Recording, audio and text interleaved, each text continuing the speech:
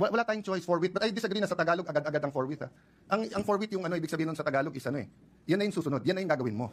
Oo, immediate yung agad-agad. Hindi ako expert sa linguistics, pero medyo hindi agad ang Tagalog ng forthwith. Yung immediately, yun agad yun or agad-agad, di ba?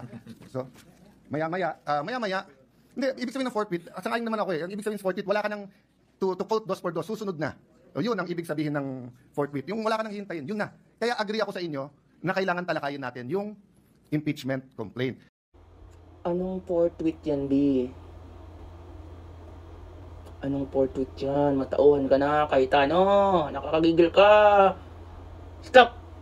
Perfect. Pampatay-tae.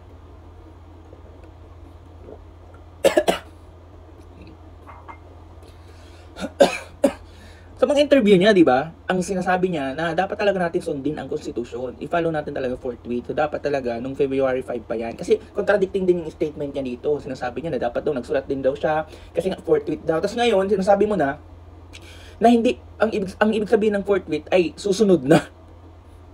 Walang agad-agad daw, hindi agad-agad kasi immediately daw yun.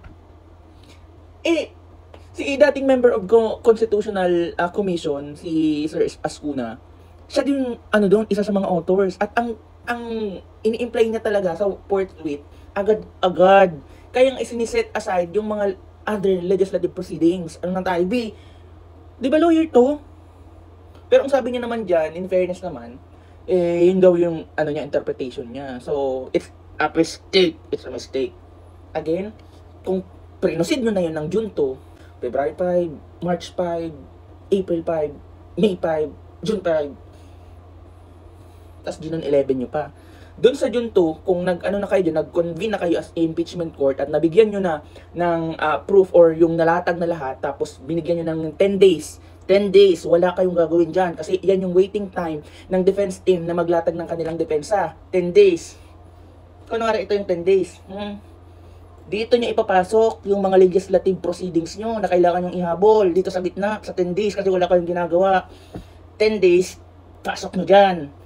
At least nasimulan nyo ng June 2. Ang kapal ng mukha nyo. Pinaikot-ikot nyo pa. Habang nagpuproceed, bakit kakainin nyo ba yung lahat ng araw? Di mag 24 hours kayo, total kasalanan nyo naman yan.